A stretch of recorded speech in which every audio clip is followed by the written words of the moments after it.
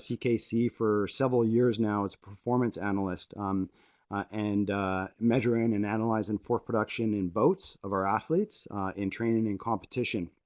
So can you maybe tell us a little bit about yourself and what brought you into studying kayak racing?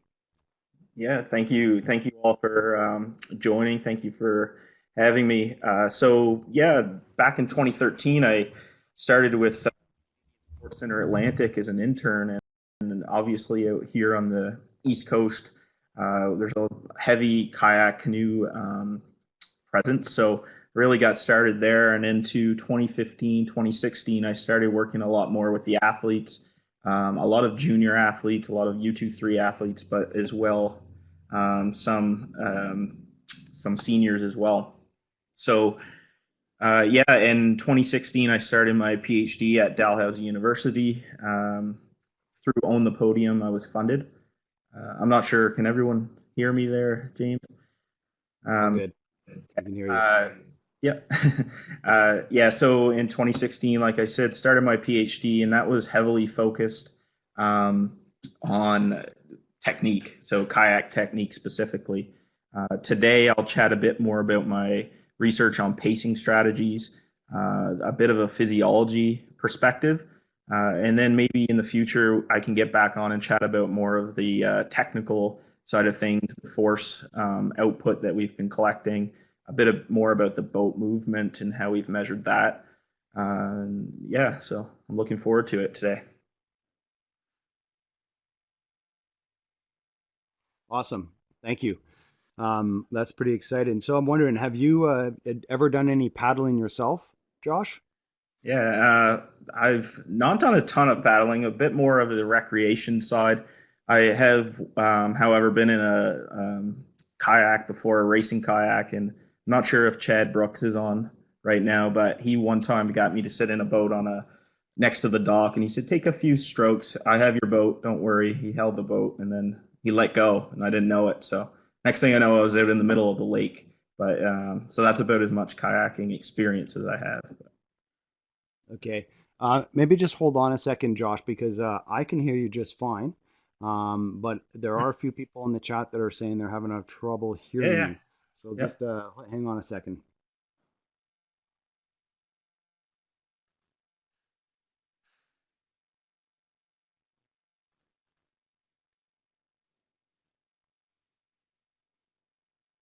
I'm just wondering if there's anybody that can hear and see Josh. Can you let us know in the chat window?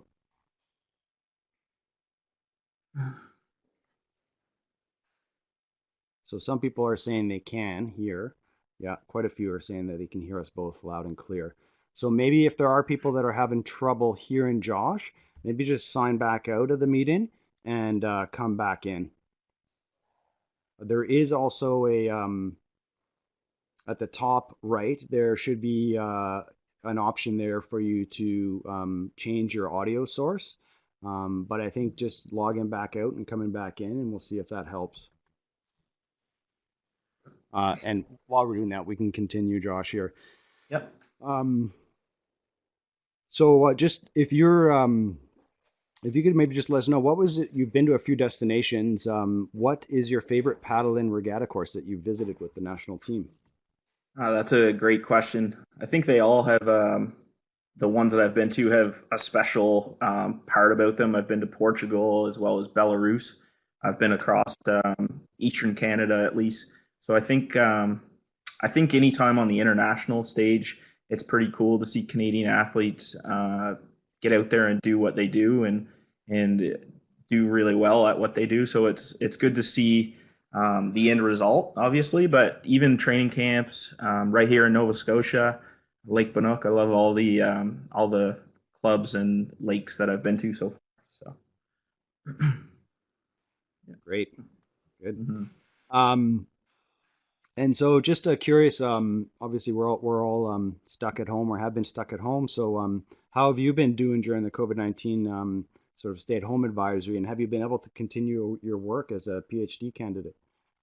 Yeah, that's a great question. I think I've handled it pretty well in the sense that I've been able to continue most of my research as far as data analytics and that sort of thing. Some of the research I'll show today, or some of the graphs and figures I'll show today, will be in published literature, hopefully in the near future. I've also had made sure that I've mixed it up a bit. Always go for walks and that sort of thing, and I like to fish, so got to do a bit of that lately as well. So hopefully everyone else is faring out as well. Nice. Okay. Yeah. Uh, and so, can you tell me a little bit about, I know you're going to get into a lot about some of the research and studies that you've done, but if you could maybe just give us a little talk, let us know how you work with the coaches and athletes to translate some of the data that you've, measured and collected into practical advice that helps the athletes to improve their performance on the water. Yeah, that's I will touch on that a little bit during the presentation, but I think that's a really good question in the sense that it's really a team effort. IST stands for Integrated Support Team, so I'm glad to be part of that. But really, what it all comes down to is the coach and the athlete, and if they um, have ideas or they want support, they can reach out to us, or even from a day-to-day level, just analyzing data, sending that information over to the coaches so they can make informed decisions. I think that's really the best part of all of this sports science side of things, but also being embedded in the sport. So a lot of it, though, I've learned so much from different athletes and coaches. It's usually the people that have all the experience that given me the ideas to investigate. Yeah. Great. And then my last question, and I'll pass it over to you. So it's actually neat. We've got a little poll here at the bottom of the screen, and looks like 88% of the people here with us today are hoping to go paddling this week. So that's pretty cool. So I know that you use the spin units to collect a lot of the data in your performance analysis. And I'm just wondering with the technology advances in smartphone and smartwatches, is it capable now to measure some of this data using different technology that's more easily accessible? And if so, would you recommend? Is there anything specific you'd recommend to coaches or athletes to look at in terms of investment for smartwatches or training? Yeah, Um, yeah. No, that's a great question. Yeah, definitely. The spin units have really been around since 2010. The technology, obviously, within the last decade is really taken off. And it's funny you bring that up because I did collect some data on my phone yesterday. I went out for a bike ride, hooked my phone up, collected all the sensor data, and I was going to show it today, but I felt like my presentation was getting a little long, so I cut it out. But yeah, for the coaches out there or athletes, you could always send me an email or whatnot, but we can talk about that to an extent by the various sensors within your smartphone, an accelerometer, a gyroscope, global positioning system. There's a ton of different sensors in there that you may not be aware of. You could put that on the boat. I have a spin unit right here in front of me, pretty small, and I also have my phone. So if you look at the two sizes, they're pretty similar in size. So if you have an extra phone kicking around, you can put it on the back of your boat, and I would be open to talking about how you may get that data, those data, if yeah, in the future. Cool. Okay. Well, we've chatted enough, and I think people want to hear from you. You're the expert today, so I'm gonna just move on to the next view here, and you're gonna pull up your presentation, and then you'll be able to go through that. I'll turn my camera off, and I'll pass the reins over to you. So, thank you, Josh. Great, thanks, James. All right, yeah, thanks everyone for showing up. It was a great crowd. Hopefully today you'll get something from this presentation on pacing strategies. I named it "How Do Elite Sprint Canoe and Kayak Athletes Execute Their Race Plans." So um, to do that, I want to go through a few goals and somewhat of the outline for this presentation. I really want to highlight the importance of pacing. Tomorrow, CKO talk with Steven Sealer. He's big into this realm as well, but uh, hopefully I'll be able to chat a bit about how pacing can help performance and how it's being used on the elite level going forward. I'm just where I have to click here. So yeah, I want to review a few pacing and physiology basics. Maybe a lot of review for some of you, but maybe new as well. Introduce ways to include race planning into your coaching practice. So if it's something that maybe you haven't done a whole lot of yet, maybe you'll get a few ideas. As we talked about at the start, my experience in canoe kayak is strictly from a sports scientist perspective. So I don't have experience racing in a canoe kayak. So this is where the coach scientist collaboration comes in. So if anyone has ideas or ways we can work together, I'd love to hear them, specifically in pacing. I'll show a few graphs regarding how elite paddlers have paced at international competitions. And then hopefully at the end, we have a few minutes to chat about questions.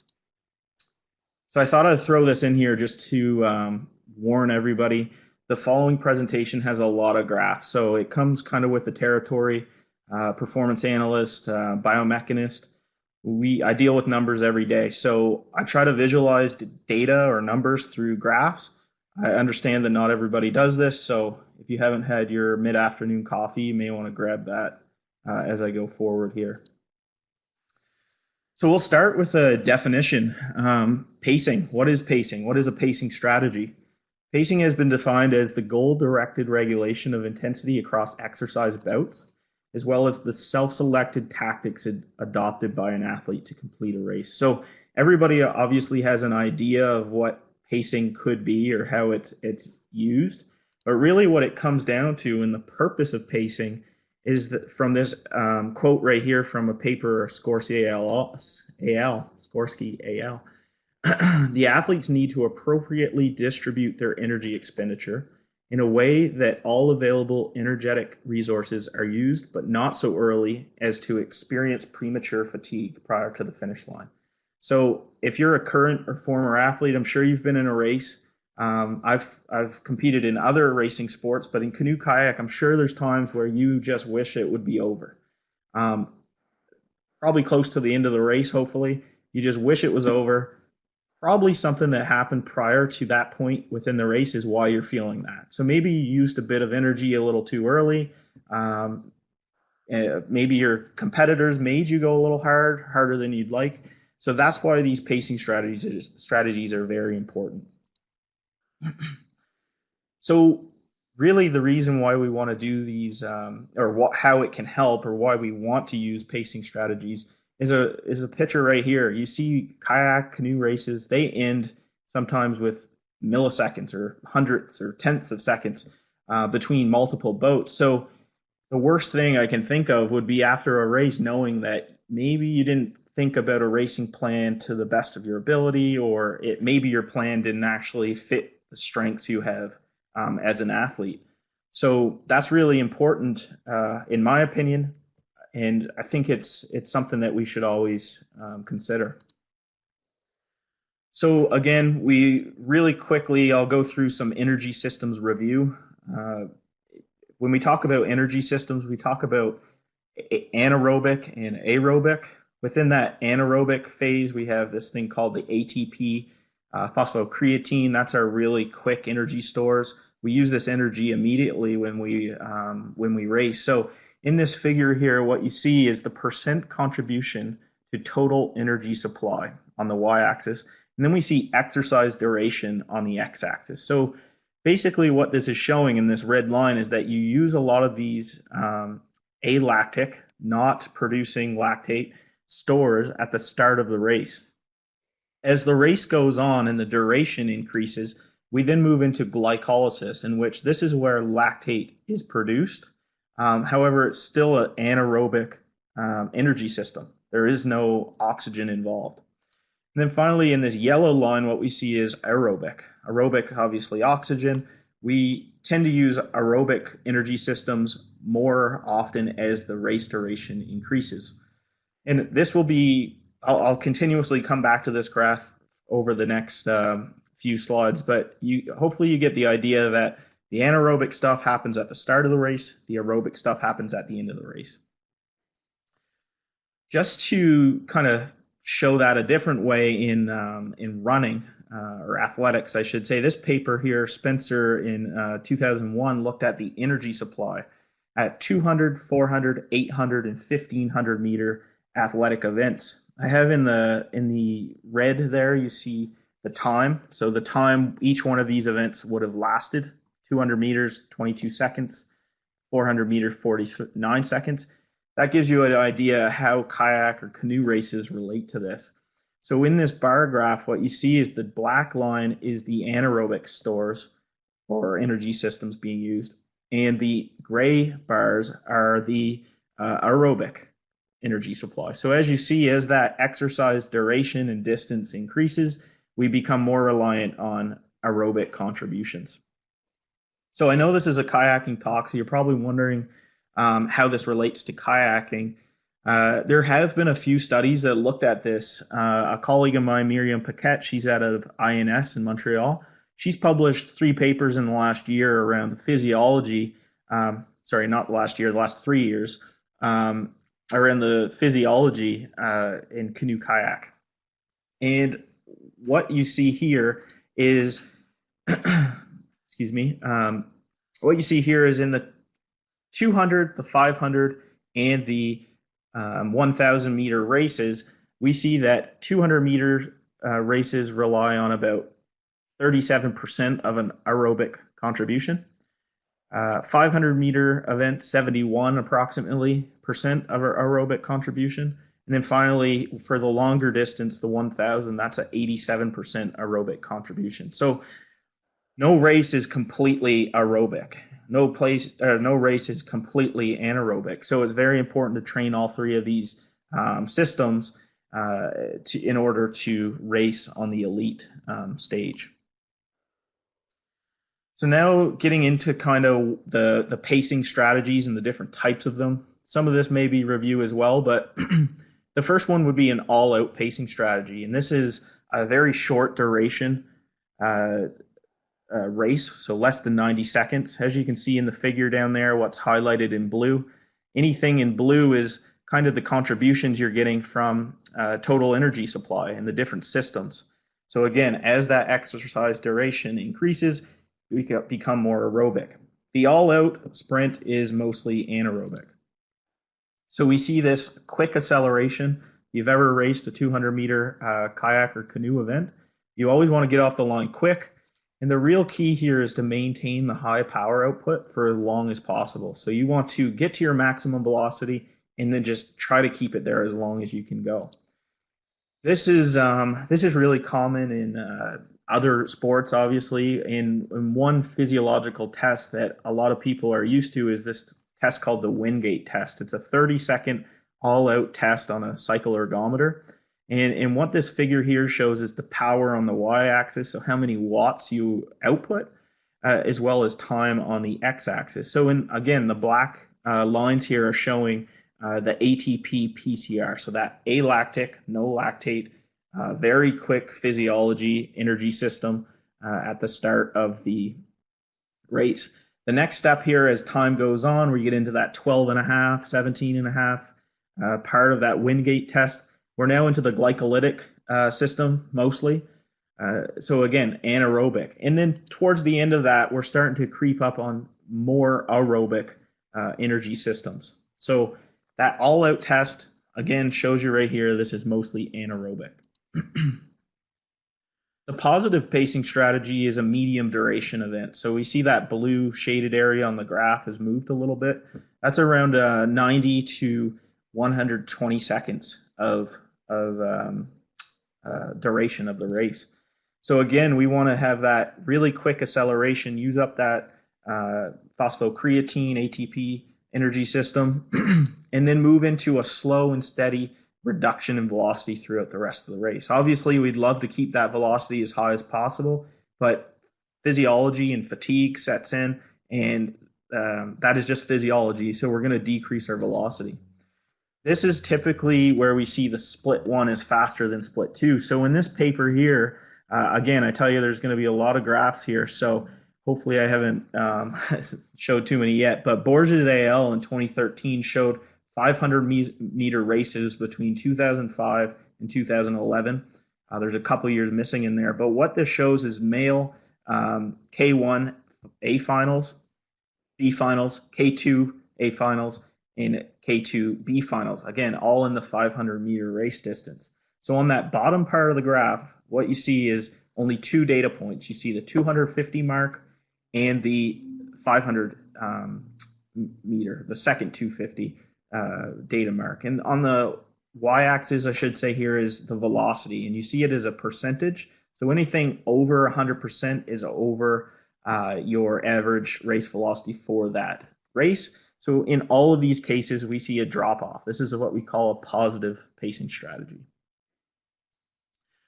Finally, we have this, or not finally, we have one more after this, but we have this seahorse shape. And this is a bit of a new pacing strategy, and I'll get into that in a second, but this is another type of positive pacing strategy. The reason it's called the seahorse shape is because it includes something called an inspurt. And an inspurt is an increase in velocity late in the race, typically at the tail. It shows a tail at the end of the race in about the final 10 to 15%, sorry, 10 to 25% of the race. So if you look at this graph, this is in, again, athletics. We see this in portion, the last 25% of the race at the 600 meter mark. These athletes have increased their velocity quite a bit. And this tactic is to basically have your inspurt. You want to go fast at the end of the race. Don't leave anything left in the tank. And that's why they're doing this. And what's interesting here is that we see medalist and non-medalist data. So again, on the bottom axis, we see the distance. When we get closer to the 800 meter mark at the end of the race, our velocity is higher for those medalists versus non-medalists. So there's a lot more to that. A lot of research hasn't looked at this in canoe kayak. So hopefully over the next, 20 minutes or so, we'll start to see where this is going. And then finally, we have something called a varied pacing strategy. So the varied pacing strategy is your longer duration. You see how that shaded blue has moved even further to the right. This is over 2 minutes. So this is mostly aerobic.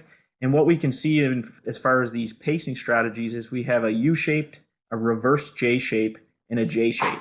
So in the U-shaped, and that gray line, it's the light gray line, I should say, it's shaped as a U. What that's showing is the percentage of average velocity. So your velocity within your race is fast at the start, goes down to the middle, and it gets pretty low, and then at the end you go back up.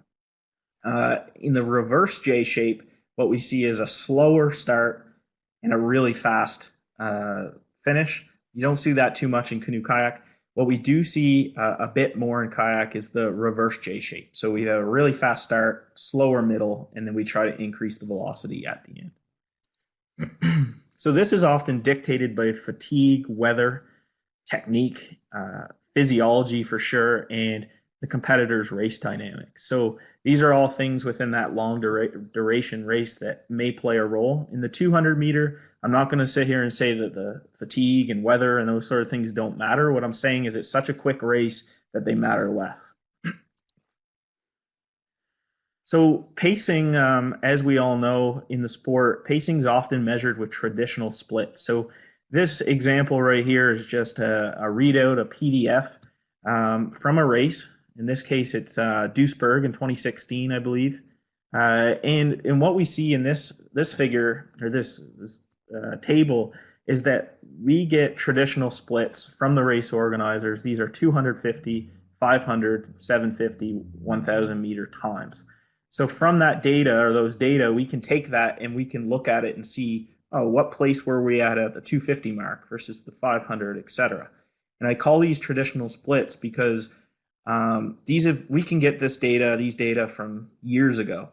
So with technology now, we're hoping to increase the amount of data we can get. And I'll show an example of the traditional splits. And when we look at that from a race, so in 2015, we have the World Championships A final in Milan. This is the men's canoe 1000 or single 1000. We have 5 athletes. What you see is in each bar, there's a different color indicating an athlete. The 1, 2, 3, 4 on the x-axis is the split number, so a 250 meter split. And then on the y-axis, we see the percentage time that athlete or those athletes spend in each split relative to their own time. what we see is we can do this for multiple years. So we've done it for 2015, 2014, 2013. So from my perspective, I look at this and you start to see some things. And one of the things that really sticks out to me is what's happening in that last split. So this is Sebastian Brindle. A lot of you probably know him. And he finished first, and second in those three events, respectively. The key thing there that you see in that red circle on the graphs is that he spent the least amount of time relative to all of his competitors in that last split. So that maybe makes me think, he's pretty good. He's won a couple medals here. He's pretty dominant. Why is he doing that relative to his competitors? And so I take a step further, and then you look at this middle portion of the race. So if you look at his graph, or his column, I should say, that light bluish first column within each split, in each one of those cases, there's 6 splits I'm showing you there, 2 from each race. Each case except one, he is spending the most amount of time in those middle portions of the race. So now it's starting to say, okay, well, if he's conserving energy potentially in the middle portion of the race, is that how he's going a lot faster at the end of the race? Well, we don't know. We only have traditional data here, 4 splits. There's not a lot more we can take from that. So when we look at this, I call it low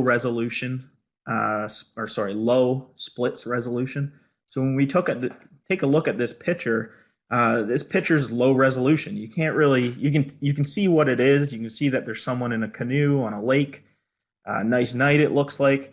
But this is the way I look at 250 meters of a 1,000-meter race. So when you give me splits, only 4 splits for a 1,000-meter race, in other words, 25% of the race, it doesn't really give us a whole picture. However, when we clear that up and we see a higher resolution, we can start to see more things about this picture. And again, if you're an athlete or you've been in a race, I'm sure there's parts of the race you remember really well. There's other parts that you don't remember so well, but I'm guessing you probably don't react every 250 meters. So I think that we need a bit more information. And that's what I've tried to do here.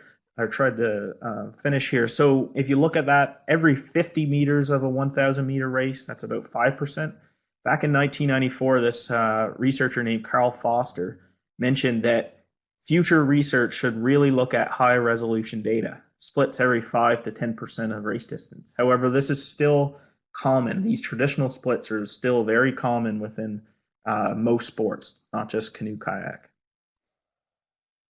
So to go into this point just a little bit further, what we see here is 4 dots. Gives me an idea. It looks kind of like that reverse J-shape pattern I was talking about a few minutes ago. What you see on the y-axis here is the average normalized velocity. We'll touch on that in a second, but think of it as velocity. If I look at it at every 1%, so this data that you see right here, how that graph changed, that's data at every 1% of the race. Now, there's a bit more on there. We have some standard deviations. We have top and bottom athletes within the race, but you get the idea. This, compared to this, we can make more informed decisions from it.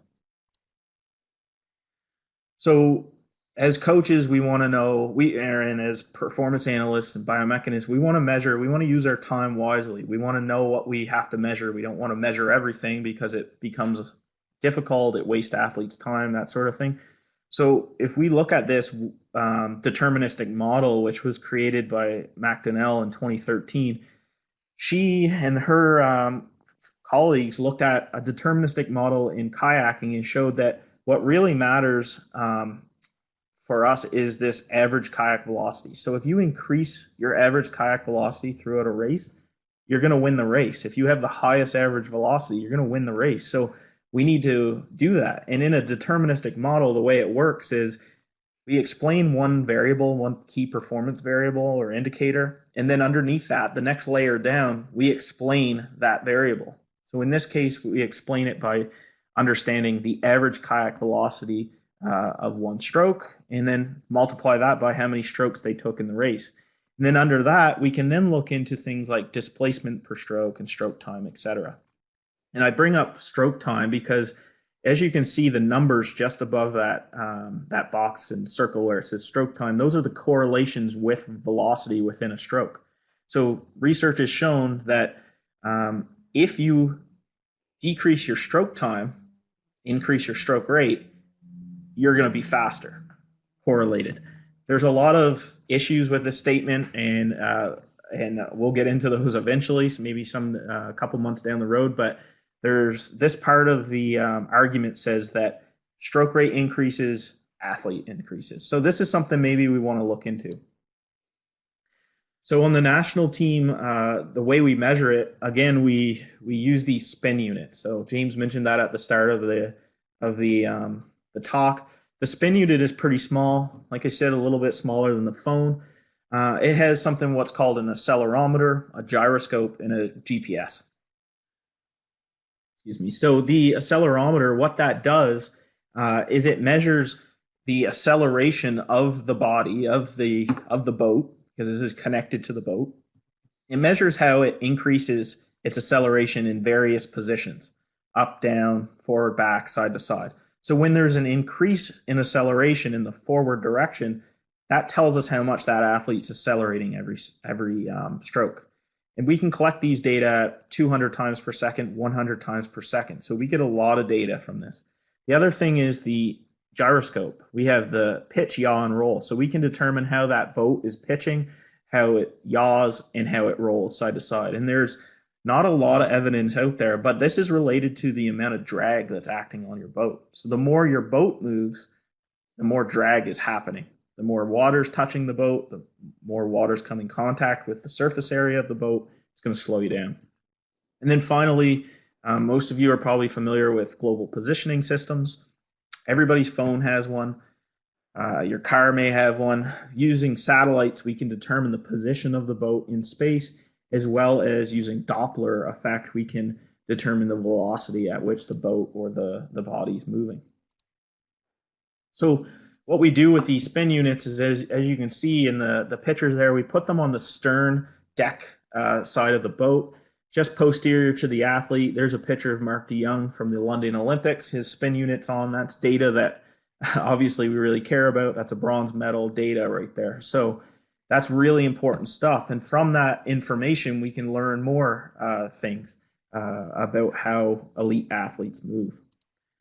And then you may ask, okay, well, how do you analyze that data? So this is an example of not Mark's data, but someone's data, which I took a screenshot from. And this is the software in which we would look at. So in this, we obviously have a lot going on. We have a whole timeline of what's happened within turning the sensor on versus turning it off.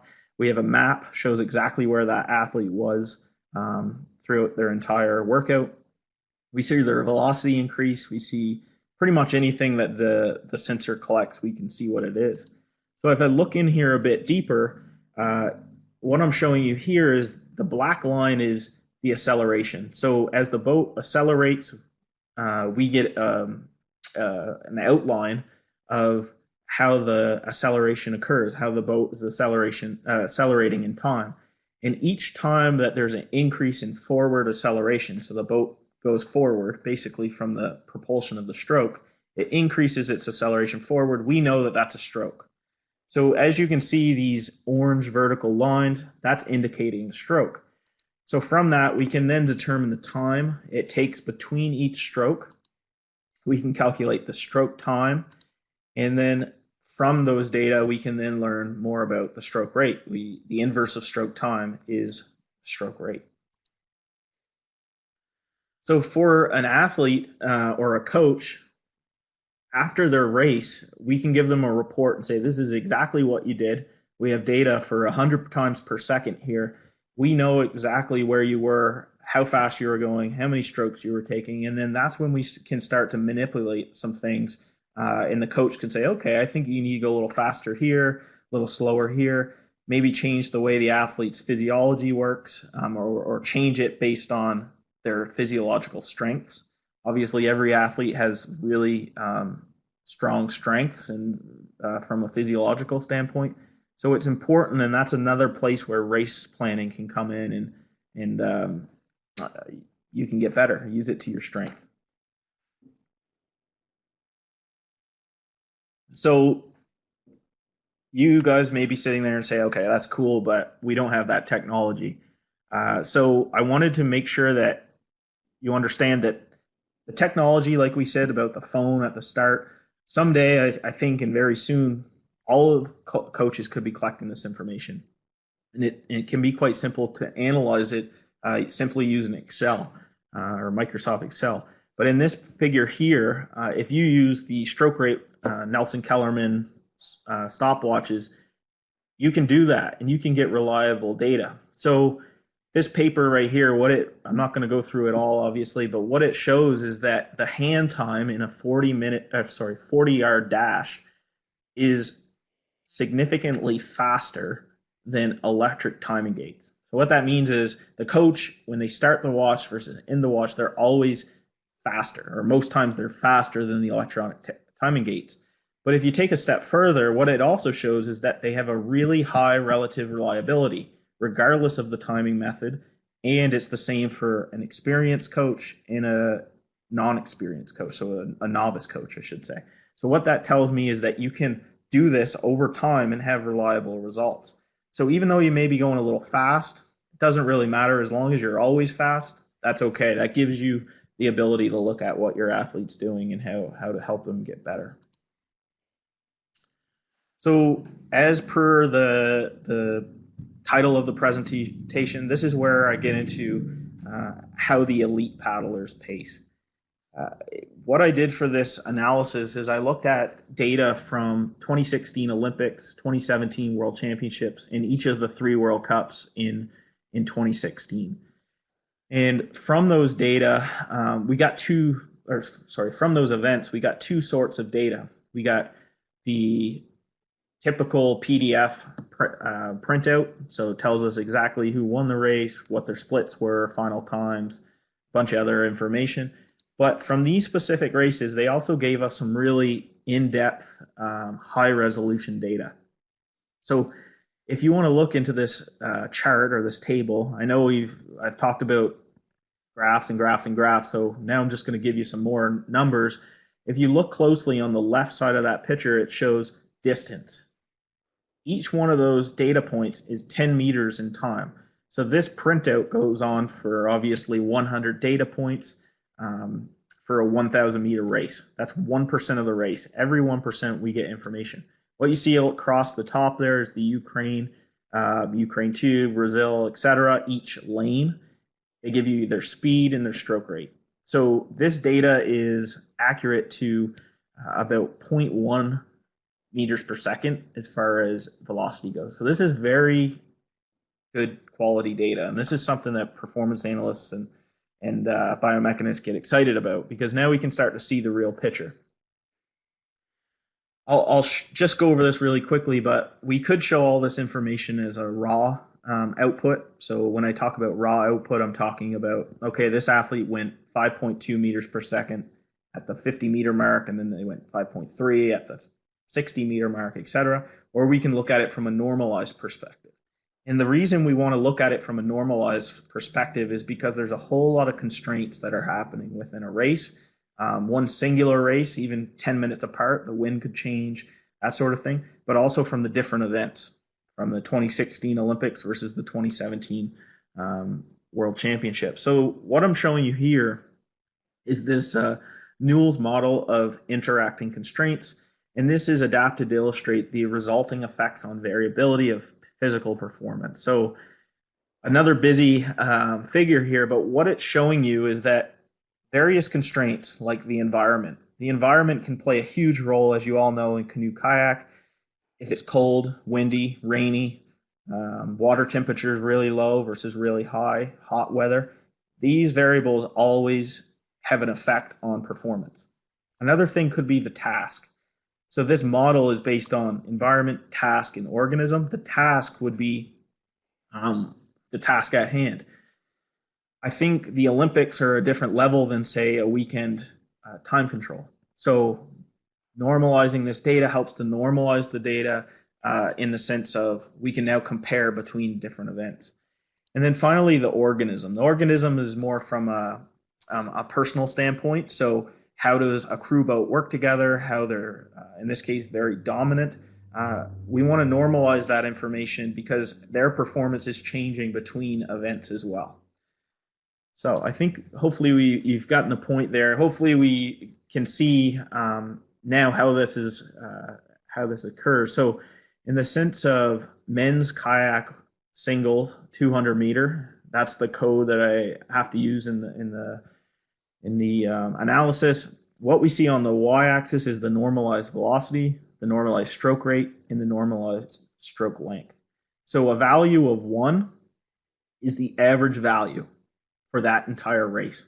So if I can talk about that again, if you take every value for a full race, you have 100 data points times 9 athletes, you have 900 velocities, we'll say. We have 900 velocities, 900 stroke rates, 900 stroke lengths. If we take the average value of those 900 and we divide it by each one of those individual 900 data points, this is what we're seeing right here. So anything above the number 1 is above the race average. Anything below is below the race average. Anything right at 1 is the race average. And we did this for each individual race. Okay. So then when you combine them together, in this case here, you have this 200-meter race.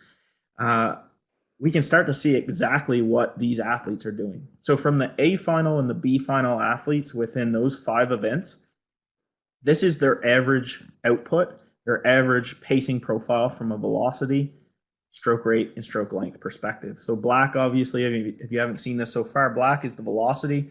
We have that all-out approach. We get to our maximum velocity, and then velocity starts to drop at a pretty much linear relationship. We then look at stroke rate. Stroke rate goes up relatively high, slowly goes down as well. And interestingly enough, stroke length in this race stays pretty constant. So this tells me that the amount of power that athlete's producing, you can probably argue with me about this quite a bit because I've never been in that scenario. If you ask a 200-meter specialist at the end of the race, are they fatigued? They're probably going to say yes.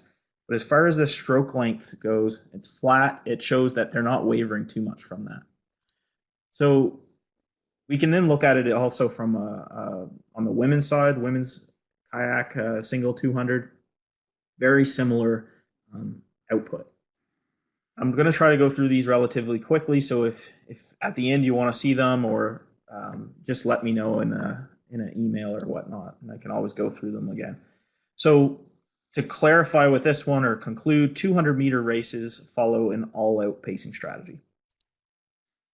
We then move on to the women's K1 500, K2 500, and K4 500. Excuse me. I only analyzed Olympic events, and I only analyzed Olympic events, at the 2020 Olympics. Excuse me. And I only analyzed A and B finals. So each one of these races have about 60 to 70 participants in them. So these, again, are the average race profiles or pacing profiles. So as you can see, between K1, K2, and K4 500-meter events on the very elite stage, their pacing strategies are pretty similar. You see a little bit here at the end for the women's K4 500. There is an increase in stroke rate, but for the most part, velocity is dropping off a bit. So that's what we call a positive pacing strategy. To recap, that's a faster first split than a second split. We'll get into the men's K1 1000. What we see here is, again, you have your velocity, stroke rate, stroke length. The key thing here that comes out is, on average, there is a strong increase in stroke rate within the last 200 meters, 250, 200 meters of the race. That responds with a greater velocity at that part of the race. So as you can see, when the red line goes up, the black line showing velocity also goes up a little bit. It only goes up for a little bit and starts to drop off again. That's because the energy stores that are left, or the energy sources that are left, aren't as strong as they were at the start of the race. Very similar. What we see here is, again, we see that increase in the end spurt. So we have that seahorse shape. Interestingly enough, again, this is 60 to 70 people within this race. At the 500-meter mark, we see this increase in velocity and increase in stroke length. That is really interesting to me because typically when we average data, the average data gets rid of this type of stuff. It filters it out because there's just so much data. However, in this case, out of all those athletes, we still see an increase at the 500. So this tells me this is where psychology and mental performance coaches come in. Why is this happening? Is this a cue from the coach or from the athlete? It's just really interesting to me to see that increase. So again, these 1,000 meter races follow a seahorse-shaped pacing strategy. I wanted to give a quick example. It's always okay to look at pacing strategies and waveforms from just a view. This actually gives you a quantitative view in the sense that we can do statistical analysis on this and actually show that there are significant differences between splits. So what we see here on the bottom, we have each 100 meter split in a 1,000 meter race. This split 9 is significantly different from split 8 in each of velocity, stroke rate, and stroke length. So anytime you see that star there, there's a significant difference, meaning that this inspurt is significantly different than the other data. So it's there, it's a real thing. Quickly, I'll just show canoe singles and doubles 1,000. Again, we see a bit of an inspurt here, 700, 800 meters into the race, 200 meters left. We get that increase in stroke rate, try to finish, try to not have anything left in the tank. I will apologize in the sense that, unfortunately, women's canoe, it's obviously going into the Tokyo 2020 Olympics, extremely excited about that, but from the data that was collected back in 2016, 2017, it wasn't, there were a lot of missing data points and that sort of thing. So I haven't got anything to show in the women's canoe today, but hopefully over the years working with the canoe athletes, I'll be able to build that, database a bit greater. Again, we're seeing that inspurt. So finally, I'll just mention the seahorse shape is present in both men's kayak and men's canoe. I'm almost done here. I do want to dig a little bit deeper into this stuff. Again, we just look at this in this graph here. We want to look at this from a statistical perspective as well. So in this graph here, what I've shown is on the y-axis, we have this normalized velocity data. On the x-axis, we see the distance, race distance. We see 200 meter, 500 meter, and 1,000 meter. So I've combined all the data together for those race distances. Now I know there are differences within a canoe or a kayak versus crew boats and single versus A and B finals. Like there's a lot of differences, but to do this type of analysis, it's called principal component analysis. And I won't get too in depth on it, don't worry. But what that does is it needs a significant amount of data. So I've combined all those data points together, and I want to show you specifically the 1,000 meter race. So the the dark solid line is the winners of a race. So these are all A finals in this case.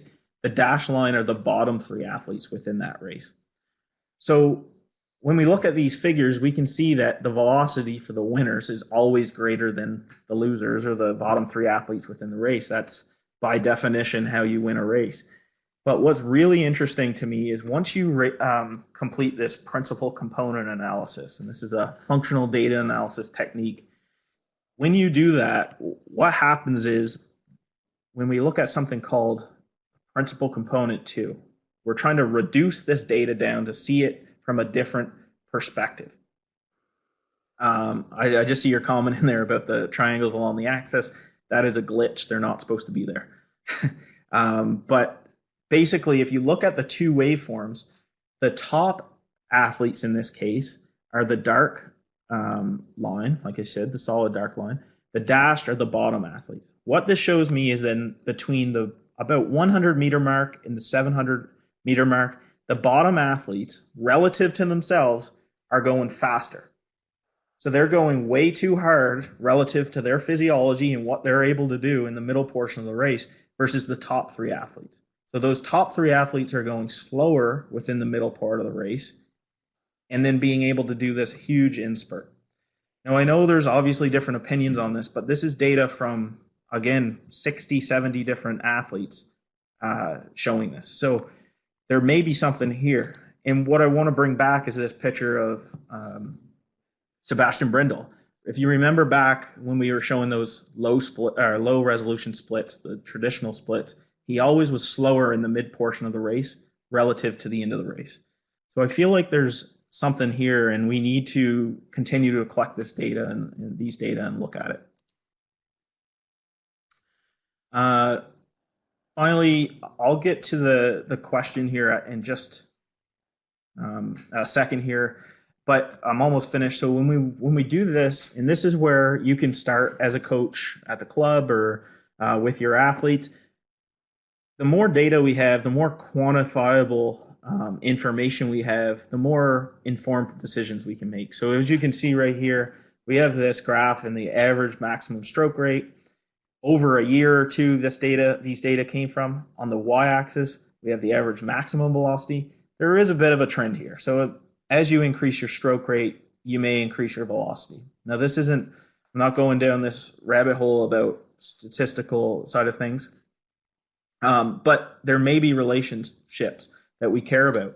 What I'm interested in and I want to ask or bring up to coaches is the more data you collect over time, say April 2020, May 2020, June 20, then we can start to do comparisons. How is this athlete changing their racing profile? How are they increasing their velocity? How are they increasing their stroke rate? And how do those things affect performance? And then finally, I just want to show this figure. Obviously, there's a lot going on here. I'm not going to go through it. However, the point of bringing this up is the collaboration part. So back in 2016, a few IST members, myself, Bryce Tully, and Scott Wilgrith from Canadian Sports Centre Atlantic, as well as Leo Thornley, worked very closely with Jan Crook, Drew Hodges, and Craig Spence. And what we did is we worked very closely on changing their pacing. And this happened from a day-to-day approach. And even within one day, we could start to see changes by working with two really good athletes. They were really bought in on this idea and how they could change. And they started to get significantly better. And I can send this PDF file off to you guys if you're interested in reading it. But the key point or the key message I have here is that this doesn't happen with one sports scientist. It doesn't happen with one coach or one. I think it's really important for everybody to be working together and use the ideas from the people that are actually experiencing it to get better and improve performance. So I just wanted to give that shout out that a team exists here and we can continue to do good things. And that's the end of the presentation. So thank you again, Canoe Kayak Canada, for having me on, and I'd be glad to take any questions. I should mention too, my email is there, or it's josh@cscatlantic.ca. So if you have any questions, please don't hesitate to email me. I'd be happy to chat. Awesome. Thanks, Josh. That was a really, really entertaining, really useful presentation. Lots of cool information in there. And we did have a couple of questions come up on the last window. I did copy one over from Rob, so we'll start with that. There is a new Q&A window on the right of our video camera, so you can use that as well to submit any questions. Maybe we'll take a few questions. Are you okay to stay a little bit over our allotted time? Yeah, definitely. Okay, maybe we'll go until 10 minutes past at the latest. Thank you. So this one is from Rob Stott, and he says, it seems like the 500 meter and 1000 meter are more similar physiologically, more aerobic. Yet the 500 meter race strategy seems more like the 200 meter, more decay, less of an uptake at finish or uptick at finish. Do you have any comments on that? That's a great question. I think he's totally right. Those numbers that I showed at the start, 71%, 78% aerobic contribution for the 500 meter, and then 85, 87% for the 1000 meter race. It's a really good question, and I'm not completely sure if I can answer it in the sense that I know a definitive answer. The issue with those times in the middle, right around 80 to 120 seconds, kayaking, there's not a ton of data out there to understand exactly what's happening, but it's um, a really good viewpoint. Obviously, uh, more data collection would need to occur, but he's totally right. That positive pacing strategy, potentially, it could be a momentum thing. It could be a crew boat versus singles type of thing. There is evidence to suggest that the more you have to increase your velocity, the more fatigue sets in. You're trying to overcome drag. So that's why they say to stay away from velocity fluctuations. The more your boat slows down, the more you have to up. So maybe they're trying to keep that momentum instead of dropping down into a more steady state situation in the mid portion of the race. They just want to keep it going, and if they die off, they die off. Great. Thank you. And then we have another question from Nikita, just asking if we can share the presentation, and I think that's okay, right, Josh? Yeah, that's okay. I'll send that over. Or yeah, I guess you have it, James. Yeah, perfect. We'll definitely share that. If there's anybody else that has questions, type them into the chat window now. Um, I actually had one that I made note of, and actually we had one from Edmund as well. I think I lost it in the and when we switched to this Q&A display. I I think think he he was. mentioned that Did you it have? was it about the gender effect. It was about the effect of About sex. gender and on the shape of the graph or of the line in the graph. I can't remember exactly which event he was talking about. Because I mean, basically, if you look at the 200-meter event, 200-meter event obviously is raced by both genders. So if you look back at those figures, there really wasn't a whole lot of difference. The obviously the absolute velocity, absolute stroke rate, that sort of stuff is increased in the male side. Obviously, you don't see that in the normalized data because it's normalized to the race average. But as far as the profile goes, it looks quite similar between the two sexes. Hmm. Okay, good. And the next question from Jean Verano was, what's the cost of a spin unit? Yeah, so that is a good question. It really, I think probably back in 2010, it was a lot, like probably $2,000. I think it's probably dropped down into the maybe 1,000. But the key thing with the spin unit is if you're technically savvy, you can buy an accelerometer for $50 on Amazon. So the cell phone right here, my cell phone has uh, exactly what you need. I'm not trying to take these companies out of business by any means. The big thing is the software and the data analytics and the algorithms that you're paying for. So if you know what you want to collect and you understand how the accelerometer is working, you could write a very quick Excel program that could tell Mhm. exactly what it is. So I would, as far as the question though, I went a little off topic there. Between $500 and $2,000 is probably what you'd be looking at Okay, for those companies. okay, great. And then we've got a question here from Jake. Are there any nations in particular you see that implement these positive racing strategies? I typically podium figures, any nations that are not. Mhm. Uh, that's a good question as well, Jake. Thanks for that. I haven't really included in the analyses like country by country, that sort of thing. Back in 2015, I did something called a podium pathway project in which I followed athletes basically the 2000 Olympics right up until 2012 or something around there. And I tried to follow what exactly they did, each athlete, but we didn't really get into the positive pacing strategy or what type of pacing strategy it was. Um, we kind of want to track their progress more so. However, I mean, yeah, it's definitely something we could do. We have those data. We have every country that has competed in those five events, like I talked about. So yeah, it's definitely I could definitely share those data with you if you wanted to look into it further. Thank you. And then another question is the data that you're receiving from the spin units, is it live or is it download once they come back into the boat bay at the end of the session or race? Yeah, great question. The spin unit actually is collected post race. Back in 2016, I worked a little bit with Intel, and we developed a spin unit similar thing with a radio in it. And the radio actually sends the signal to a tablet within the boat.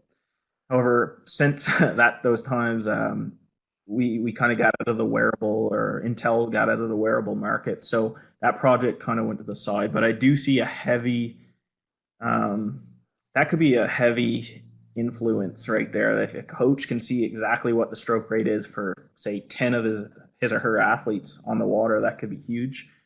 So I don't think that technology is that far off. I just haven't had time to Mhm. continue. Okay, great. We have time for one more question. We'll do right now, and then this will be, I think, the last question. So, thank you again for taking the time and sit in with us and presenting all this information. So this is from Nicholas, and he says, "Are you able to analyze the length of the individual strokes to see the difference between the left and right stroke?" Great question. With these data here, if you're talking about the length as in the stroke length, displacement per stroke, or if you're talking from the actual displacement of the paddle. So there's a difference there in the sense that you can have a further anterior reach for the catch position and then the exit. We can't do that with these data we have here, and because we only have information every 10 meters, so it's not stroke by stroke analysis. However, with the spin unit, we can determine if there are asymmetries between the left and right side of the strokes. What you would need for the amplitude or the anterior reach, the catch position to the exit, you would simply just need a camera and some digitization software, which can be free. There's one called Canovia. If you're interested, you can email me and I can chat about that. But yeah, that those are all things that we're hoping to do going forward, and these are all really good ideas. And Mhm. thank you for that. Okay. Well, Josh, thank you so much for sitting with us today and sharing what you've learned in your studies. And best of luck with your next year and finishing your PhD. And you know, we're fortunate to have experts such as yourself working with our team and helping our athletes prepare. So thank you so much. And if anybody did miss Josh's email and have follow-up questions, feel free to reach out to myself or Emily, and we can put you in contact. And hope you have a great day and look forward to seeing you sometime. Great. Thanks. I really appreciate it. Thanks, everyone. Goodbye. See ya.